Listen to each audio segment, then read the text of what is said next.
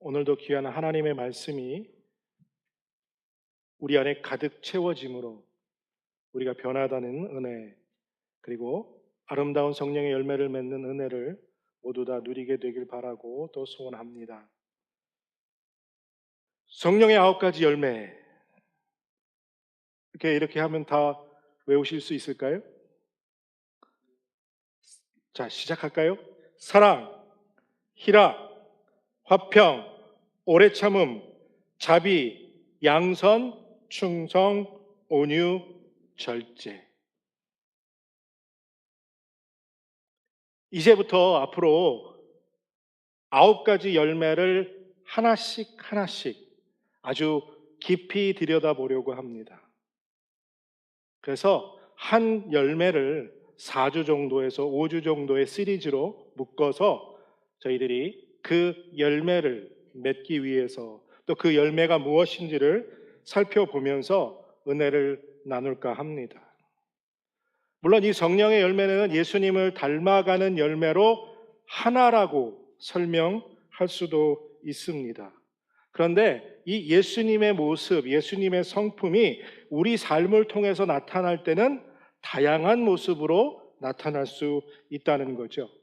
여러분들, 우리 태양빛은 하나인데 프리즘을 통과하면 그 빛이 아주 다양한 색채를 띠게 되는 것처럼 예수님의 성품이 우리 안에 들어와서 우리의 삶을 통해서 통과되고 투영될 때 우리의 삶 속에 여러 가지 다양한 모습으로 예수님의 성품이 나타나게 된다라는 거죠.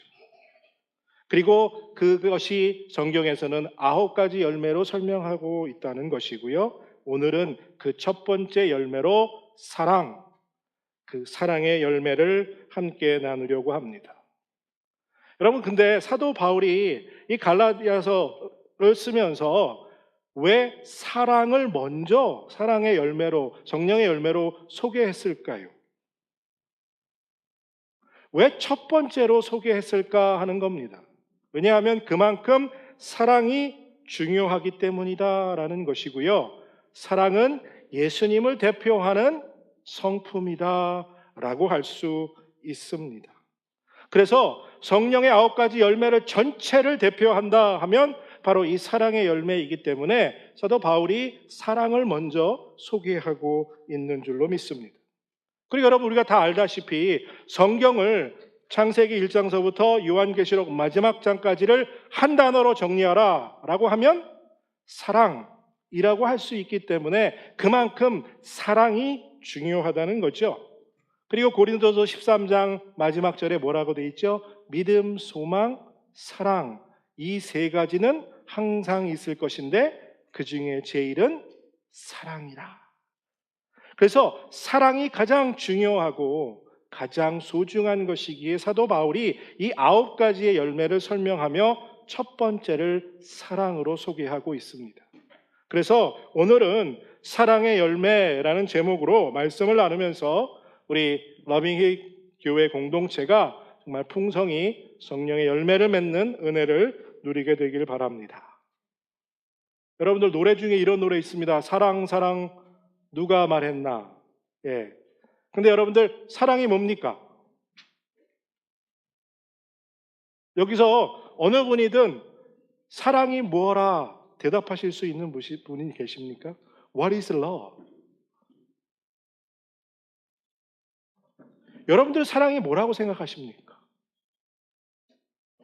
태어난 지 19개월쯤에 심한 병을 앓고 시력과 청력을 잃어버리게 된 우리가 잘 아는 헬렌 켈러. 이 여자는 앤 설리번이라는 선생님을 처음 만난 날을 이렇게 일기 속에 기록하고 있습니다. 선생님이 날 안고 방으로 돌아가서 인형을 주시면서 손바닥에 인형이라는 글자를 써주셨습니다. 며칠 후 선생님은 내 손바등에 물방울을 떨어뜨리며 물이라는 단어를 써주셨습니다. 이렇게 저는 많은 단어들을 배워 나갔습니다. 그런데 어느 날 선생님이 저에게 사랑, 이라는 글을 제 손바닥에 써 주었습니다. 나는 선생님께 이렇게 물었습니다. What is love? 사랑이 무엇입니까? 사랑이 뭐예요? 이 질문은 사실 헬렌 켈러만 했던 질문이 아니라 우리 모두가, 그리고 인류 모든 사람들이 다 이 질문을 해왔고, 이 질문에 답을 하기 위해서 정말 수도 없이 많은 사람이 학문과 예술로 그 사랑을 표현해 왔고 그 답을 찾아오고 있습니다. 그런데 처음에 말씀드린 것처럼 여러분들 도대체 사랑이 뭡니까? 여러분들에게서 사랑은 무엇입니까? 우리 한국말은 좀 그런데요. 영어는 I love it, I love it. 이게 정말 흔하게 씁니다. 그래서 I love ice cream, right? Everybody you love it, right? I love cookie, right? 그렇죠? 예. 그리고요, I love my dog, I love my cat. 저도 새 차 사갖고요, 소리가 절로 나오더라고. 옛날에 20살 때요. I love my car. Yes, I love it. 예. 그리고요, my family. I love my daddy. I love my son. I love my cat. 이라고 영어는 아주 흔하게 love, love, love를 씁니다. 그런데 여러분들, 아이스크림을 사랑하는 게 진짜 사랑입니까? 차를 사랑하거나 개를 사랑하거나 또 가정을 사랑하는 데 있어서 이 사랑은 도대체 뭡니까? 부모가 내 아들을, 내 딸을 사랑하는 것과 차를 사랑하는 것, 혹은 애완견 동물이나 그런 것들을 사랑하는 것과 어떤 차이가 도대체 그 안에 있습니까? 어떤 사람은 때로는 자기 개를 더 사랑해서 자기의 유산을 전부 다 물려주고 가는 사람들도 있습니다. 그만큼 세상에서 사랑은 다양한 모습으로 다양한 정의를 가지고 우리들에게 다가와 있다는 거지요. 그런데 그 누구도 이 사랑을 설명할 수 있는 사람이 그리 많지 않습니다. 아무리 위대한 학자도, 아무리 위대한 예술가도 사랑을 전부 다 설명하지는 못했습니다. 사랑을 측량할 수 있는 것이 아닙니다. 또 사랑을 단순히 몇 개의 단어 정도로 나열해서 사랑을 전부 이야기할 수도 없지요. 여러분들, 우리가 이렇게 사랑을 정확하게 알지 못하면서 어떻게 사랑의 열매를, 이 아름다운 사랑의 열매를 우리가 맺을 수 있겠습니까? 사랑이 무엇인지를 알아야 이 열매를 정확하게 맺을 수 있지 않을까요? 우리 삶 속에서 사랑을, 그 아름다운 열매를 맺어가기 위해서는요, 우리가 사랑이 무엇인지를 정확하게 알아야 할 필요가 있습니다. 우리가 아는 것처럼 신약 성경에서는 사랑을 에로스, 그래서 남녀의 육체적인 사랑, 또 필레오, 그래서 우정, 형제의 우정, 자매의 우정, 어떤 뮤추얼한 우정이나 사랑의 관계로 설명하기도 합니다. 그리고 우리가 잘 아는 것처럼 아가페, 무조건적인 사랑. 그리고 오늘 본문에 요한 1서도 사랑을 아가페라는 단어를 사용하면서 우리에게 설명해 주고 있습니다. 사람이 이 아가페로, 또 필레오로, 때로는 에로스로 사랑을 설명하려고 하지만 사실 이 단어들로 사랑이 설명되어지지는 않습니다. 아니, 어차피 처음부터 사랑을 에로스나 필레오나 아가페로 이런 단어들로 설명하려는 것 자체가 어리석은 일인지도 모르겠습니다. 저는 세상에서 설명할 수 없는 것이 하나 있다면 그것이 사랑이라고 생각합니다.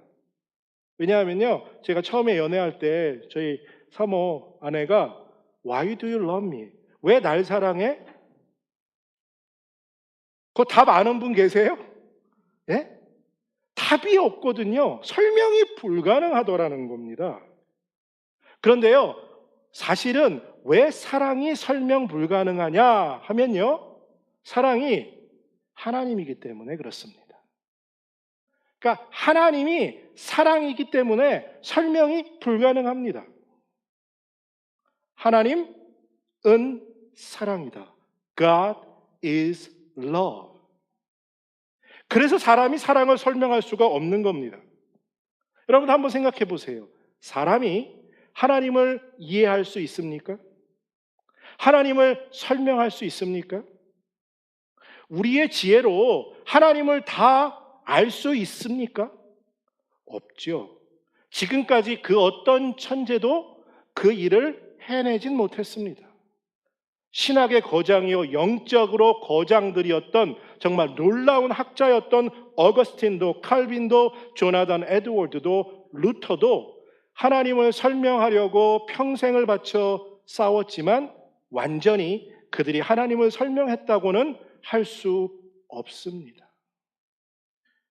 하나님을 이해하지 못하면요, 사랑을 이해할 수가 없어요. 왜요? 하나님은 사랑이기 때문에 그렇습니다. 우리들이 이 아름다운 사랑의 열매를 맺기 위해서 우리 안에서 깨트려야 할 것들이 있는데 그것이 무엇이냐면 우리가 생각하는 사랑에 대해서를 그것들을 깨트려야 합니다. 우리는요, 하나님은 사랑이라고도 알고 있지만 또 사랑은 하나님이다라고도 생각하고 삽니다. 이 사랑은 하나님이다라는 이 생각이 참으로 위험한 생각이고 우리 안에서 버려야 할 생각인데 그 이유는 우리가 알고 있는 사랑으로 하나님의 사랑을 이해하려고 하는데 문제점이 생기기 때문에 그렇습니다. 왜냐하면 여러분들 우리의 사랑은요 엄청나게 주관적이고 그리고 경험적이고 그리고 자기의 가치관을 바탕으로 하고 있습니다.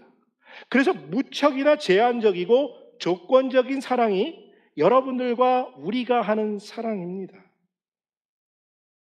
지금까지 여러분들 우리는 사랑하며 살아왔습니다. 그렇죠? 여기서 사랑을 하지 않고 살아오신 분들은 한 분도 안 계십니다. 그런데 여러분들 어떻습니까? 우리 안에 사랑의 열매가 있습니까? 사실 우리 안에서 사랑의 열매를 찾아보기가 참 힘듭니다. 왜냐하면 지금까지 우리가 한 사랑은 내가 좋아서 하는 지극히 개인적이고 주관적이고 편향되고 조건적인 사랑들을 해왔기 때문입니다. 내가 원하는 것, 내가 좋아하는 것, 그것이 사랑이라고 우리가 이해하고 있고요. 그것이 하나님의 사랑과 같다고 생각하고 있는 이 사고를 깨트려야 한다는 거죠. 하지만 나의 사랑이 결코 하나님과 사랑과 동일될 수 없다는 사실을 그래서 여러분들 우리가 깨달아야 한다는 겁니다. 그래서 사랑은 하나님이다가 아니라 하나님은 사랑이다 라는 것을 우리가 늘 기억하며 살아가야 합니다. 하나님이 사랑이시기 때문에 사랑이 가장 중요하다고 말하는 것입니다. 이 사랑은 기독교가 다른 어떤 종교와 다르다는 것, 구별할 수 있는 유일한 특징이어야만 하는 것입니다. 왜냐하면 사랑이 없으면 그리스도인들은 아무것도 아닙니다. 고린도전서에 있는 것처럼 뭐라고요? 사랑이 없으면 아무것도 아니라고 말한 것처럼 말입니다. 그래서 하나님의 사랑이 우리 안에 없으면 성령의 9가지 열매 중에 사랑의 열매를 맺기가 어렵다라는 거죠. 그래서 본문 8절에 다시 한번 여러분들 보시길 바랍니다. 사랑하지 않는 사람은 하나님을 알지 못합니다. 하나님은 사랑이시기 때문입니다. 사랑하지 않는 자는 하나님을 모른다고 얘기하죠. 왜냐하면 사랑은 하나님이다. 이 말은 하나님이 사랑 그 자체, 전부, 본체라는 의미를 가지고 있어요. 그래서 사랑을 바로 알려면, 사랑을 이해하려면 하나님을 알아야 한다는 것입니다. 하나님을 알지 못하고서는 결코 사랑의 정의를 알 수 없다는 거죠. 하나님은 사랑이다. 하나님은 사랑이다. God is love. 이 말을 우리가 진정으로 깨닫게 되기를 바라고 또 축복합니다. 여러분들 세상에 사랑이 어떻게 시작되었는지, 어떻게 존재되었는지 아십니까? 이 세상의 사랑은 하나님 때문에 시작되었습니다. 사람의 힘으로, 스스로의 힘으로 사랑을 알 수 없습니다. 하나님이 사랑으로 세상을 창조하셨고, 우리를 지으셨고, 그리고 우리에게 사랑이 이런 것이다 라고 가르쳐 주셨기 때문에 우리가 사랑을 알게 됐습니다. 하나님으로부터 우리가 사랑을 처음에 배웠죠. 그래서 아담과 하와가 선악과를 따먹기 전에 하나님과 함께 동산을 거니며 하나님과 사랑하는 것이 가장 행복한 순간이었다라고 말하는 겁니다. 그런데 아담과 하와가 범죄하고 죄를 짓고 난 후에 하나님이 알려주신 그 사랑이 훼손되었다는 것이죠. 그 다음부터 인간은 자기의 방식대로, 자기의 생각대로, 자기의 경험대로 내 눈에 마음에 드는 대로 사랑을 해석하고 사랑을 적용하고 사랑을 하면서 왜곡된 사랑이 진짜 사랑인 것처럼 살아왔다는 거죠. 사탄의 거짓말에 속아서. 그런데요, 사랑은 원래 절대로 주관적인 것이 아니었습니다. 하나님이 처음 우리에게 보여주시고 그리고 알려주신 사랑은 하나님의 절대적인 기준이 있는 사랑이었다라는 거죠. 하지만 부패한 우리들은 우리의 뜻대로, 우리가 원하는 대로 해석함으로 하나님의 사랑이 변질되었다라는 거죠. 우리 안에 하나님의 사랑 자체가 변한 것이 아니라 하나님이 우리에게 주신 그 하나님의 사랑이 우리 안에서 우리로 인해서 변질되었다라는 것입니다. 하나님이 우리에게 보여주신 사랑이, 그 사랑의 정의가 상황과 사람 그리고 조건과 환경에 따라 변화되는 것이라면 우리가 어떻게 하나님을 믿을 수 있겠습니까? 하나님이 불변하시는 것처럼 하나님의 사랑도 불변합니다. 어떤 조건과 환경에서도 하나님의 사랑은 변하거나 바뀌지 않습니다. 이것이 하나님의 사랑이라는 거죠. 시작하면서 성령의 9가지 열매 중에서 사랑이 가장 중요하다고 말씀드렸던 이유도 여기에 있습니다. 분명히 사도 바울이 고린도전서 13장에서 사랑이 가장 중요하다라고 말하지 않았습니까? 그리고 또한 이런 말씀을 하지요. 이 모든 것 위에 사랑을 더하십시오. 사랑은 온전하게 묶는 띠입니다. 이 모든 것 위에 사랑을 더하십시오. 사랑은 온전하게 묶는 띠입니다. 사랑이 다른 성령의 열매들을 하나로 묶는 띠라고 설명하는 겁니다. 그래서 사랑이 없으면 다른 열매를 맺을 수가 없다는 결론을 얻게 됩니다. 반대로 하나님의 사랑이 우리 안에 있으면 어떤 환경에서도 기뻐할 수 있고요. 어떤 누구도 오래 참아낼 수 있고요. 어떤 무엇도 절제할 수 있고요. 어떤 것도 충성할 수 있게 된다는 거죠. 그래서 오늘 우리에게 필요한 건 바로 내가 알고 내가 하는 사랑의 방식이 아닌 하나님의 사랑을 우리가 덧입는 것이다 라는 것입니다. 이제 주관적이고 세속적이고 조건적인 사랑의 옷을 벗어버리고 하나님의 불변하고 영원한 사랑의 그 옷을, 은혜를 덧입는 우리가 되기를 바랍니다. 사랑은요, 절대로 어떤 느낌이나 감정을 표현하는 것이 아닙니다. 내 감정을, 내가 느끼는 것을 표현해서 맺어지는 열매가 사랑의 열매가 아니라는 것이지요. 말로만 사랑한다. 그래서 열매가 맺어질 수 없다는 겁니다. 하나님이 원하시는 사랑의 열매를 맺기 위해서는요, 행함으로 그 열매가 맺어지게 됩니다. 그래서 사랑은 액션입니다. Love is action. 사랑은 행함이 반드시 따라와야 합니다. 근데 우리는요, 우리의 사랑은 지극히 단순해서 느낌과 감정에 엄청나게 치우쳐 있습니다. 지금까지 우리는 우리의 사랑의 대상은 주로 좋은 느낌을 받거나 마음에 흡족한 대상이 나의 사랑의 대상이었습니다. 그래서 우리와 비슷한 생각을 하거나 비슷한 감정을 가진 사람을 사랑하고 좋아합니다. 철학자 아리스토텔레스가 이런 말을 했어요. 사람은 자기 자신과 같은 생각을 가지고 같은 것을 바라는 사람 또는 자기와 함께 기뻐하거나 슬퍼하는 사람을 사랑한다 라고 말했습니다. 정말 지극히 주관적이고 지극히 감정적이고 지극히 느낌적인 사랑을 우리는 해왔다는 거예요. 이것이 아주 평범한 사람들의 사랑의 정의입니다. 그런데요, 하나님의 사랑은 그 어떤 곳에서도 어떤 좋은 느낌, 어떤 좋은 감정이라고 표현하고 있지 않습니다.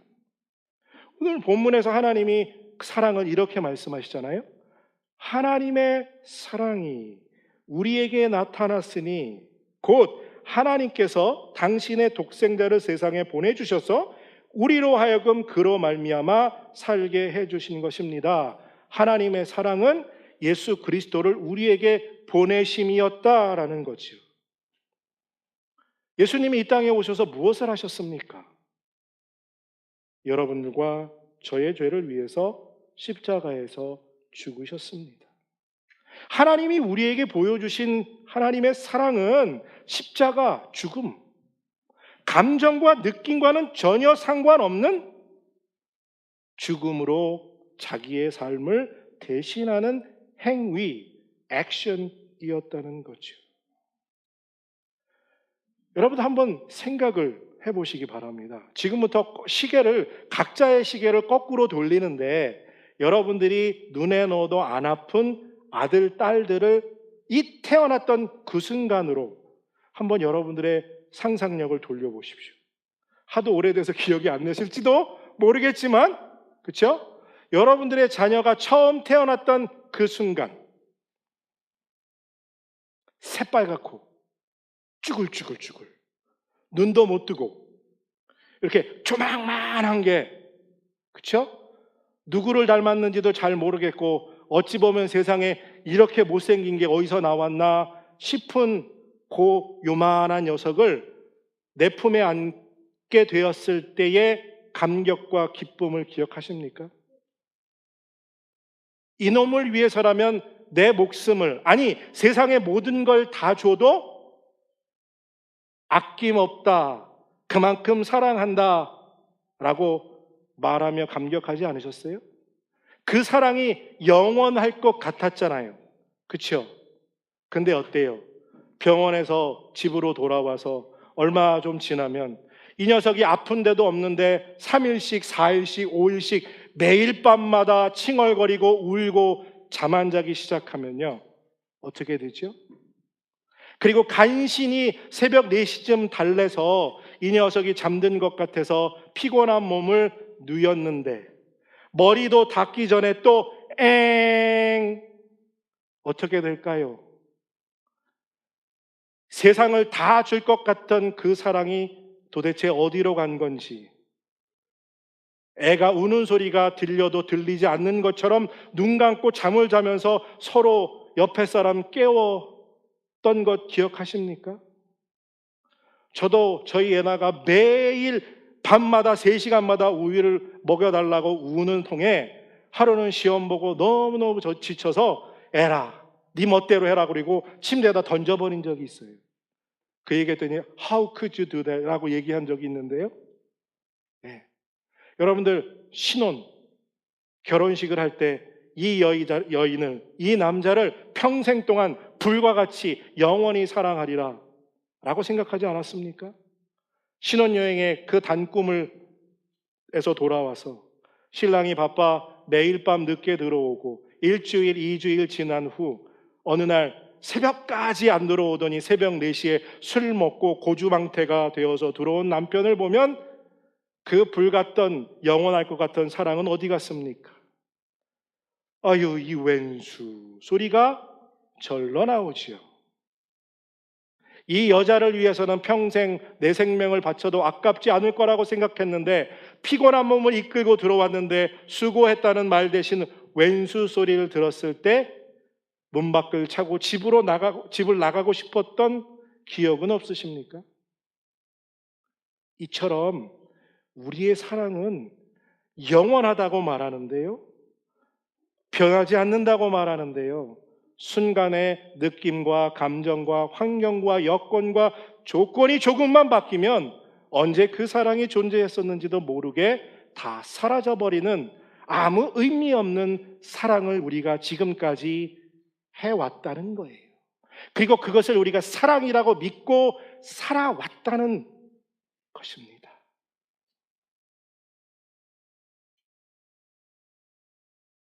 이것이 우리의 허망한 사랑이에요. 이런 사랑이 여러분들 사랑의 열매를 맺을 수 있겠습니까? 하나님이 우리에게 보여주시고 오늘 우리에게 맺으라고 하시는 사랑의 열매가 이렇게 쉬워 보일 수가 있습니까? 아니, 그처럼 쉬워 보일 수도 있습니다. 그런데요, 사실은 그 열매는 결코 쉽지 않은 열매라는 거죠. 예수님이 우리에게 보여주시고 따라 살아감으로 맺으라는 그 열매는 엄청난 희생을 요구하는 열매입니다. 그리스도께서는 우리를 위하여 자기의 목숨을 버리셨습니다. 이것으로 우리가 사랑을 알게 되었습니다. 그러므로 우리는 형제자매를 위하여 목숨을 버리는 것이 마땅합니다. 하나님이 처음에 에덴 동산에서 가르쳐 주셨던 그 사랑을 잃어버리고 훼손시키고 다시 그 사랑을 회복받을 수 있는 기회가 어디에 있느냐? 예수 그리스도가 날 위해 십자가에 죽어주셨다는 그 사실을 알고 그 사실을 깨닫게 될 때 다시 그 사랑을 알게 된다는 거예요. 그리고 그 사랑을 알았다면 형제를 위해, 자매를 위해 내 생명을 줄 수 있는 사랑을 해야 한다는 겁니다. 내 생명까지 헌신하는 삶을 살 때 맺어지는 열매가 사랑의 열매라는 거죠. 예수님이 우리에게 보여주신 사랑은 자기의 생명을 자기의 유익과 자기의 이익과는 상관없이 우리를 위해 주신 사랑의 열매인 것입니다. 그래서요, 사랑의 열매는 내 부모를 사랑하고 내 자녀를 사랑하고 내 형제 자매를 사랑함으로 맺어지는 열매가 아니라는 걸 깨닫게 돼요. 여러분들, 누가 강요하지 않아도 가족들은 다 사랑하지 않습니까? 누구나, 동물도 자기 자식은 사랑한다고 하지 않아요? 왜냐하면 나의 자녀, 나의 가족, 나의 부모, 나의 형제 자매는 지극히 이기적인 사랑을 바탕하고 있다는 것을 우리가 깨달아야 합니다. 사랑의 열매는 내가 좋아서, 내가 원해서 사랑하는을 통해서 맺어지는 열매가 아니라는 것을 기억해야 합니다. 사랑할 수 없는, 절대로 우리 속에서는 자발적으로 헌신의 사랑을 베풀 수 없는 사람들을 향해 사랑하는 것을 통해서 맺어지는 그것이 사랑의 열매입니다. 우리를 공격하고 우리를 비난하고 우리를 조롱하고 우리를 핍박하는 사람들을 향해서, 우리의 마음을 아프게 하는 사람들을 향해서, 우리의 마음에 상처 주는 사람들을 향해서 예수의 사랑으로 그들을 사랑할 때 눈물로 조개 속에서 진주가 자라듯 그 고통 속에서 맺어지는 열매가 바로 사랑의 열매라는 것입니다. 왜 이 열매를 맺어야 살아야 하느냐고요? 하나님께 불순종하고 하나님을 부인하고 하나님을 모른다 살고 하나님과 원수되어 살았던 우리들에게 예수 그리스도가 먼저 죽어주심으로 우리를 그 죄악에서 건져주셨기에, 그 사랑을 우리에게 먼저 베풀어 주셨기에, 그 사랑이 우리 안에 있기에 이제 그 사랑으로 사랑할 수 없는 자들을 향해 사랑의 헌신을 해나가야 한다는 거죠. 그래서 사랑하고 싶지 않은, 아니 사랑할 수 없는 사람들을 예수 그리스도의 사랑으로, 예수님이 나에게 보여주신 그 사랑으로 그들을 사랑하겠다, 나를 드리겠다라는 헌신을 통해 사랑의 열매가 맺어지는 줄로 믿습니다.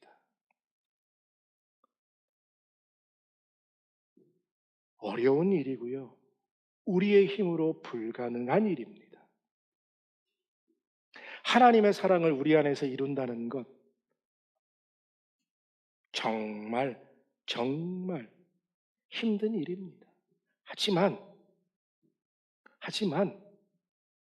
아버지의 마음을 품은 사람이라면 그 사랑을 이루기 위해 매일 조금씩이라도 더 내 마음을 열고 내 삶을 헌신하여 그 열매를 맺어가기 위해 애쓰는 삶의 모습이 우리 안에 있어야 한다는 거죠. 그냥 다른 사람이 불쌍해서 내 마음에 이끌려서가 아닌 아버지의 사랑으로, 아버지의 마음으로 그들을 향해 헌신하는 열매가 바로 사랑의 열매인 줄로 믿습니다. 하나님 아버지, 그 아버지께서 우리에게 주신 마음으로 더욱 사랑의 열매를 맺는 우리 모두가 되길 바라고 또 소원합니다.